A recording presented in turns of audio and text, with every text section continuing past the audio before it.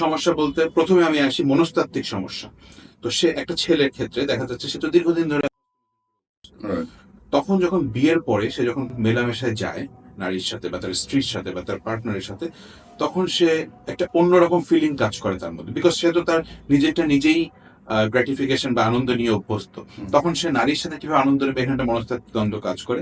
আর দীর্ঘদিন দেখা যাচ্ছে যে পুরুষদের হস্তমৈথুনের ফলে আমাদের লিঙ্গে যে মাসেল গুলো থাকে, বিশেষ করে কর্পোরা বালবাস স্পঞ্জিস, মাসেল গুলো অনেক ল্যাক্স হয়ে যায়, অনেক নরম হয়ে যায়, অনেক সার্কুলেটরি প্রবলেম হয়, তখন লিঙ্গ ঠিক মতো শক্ত হতে চায় না।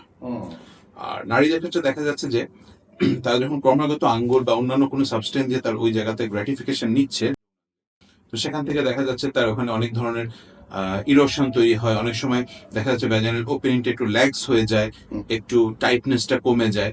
তখন সে দেখা যাচ্ছে তার পার্টনারের কাছে না গিয়ে সে তো মনে করে আমি এটাতেই আনন্দ পাচ্ছি। এখান থেকেই কিন্তু বৈবাহিক জীবনে বা কনজুগাল লাইফে কিছু শারীরিক সম্পর্কের সূচনা হয় এই প্রবলেমটা থেকেই।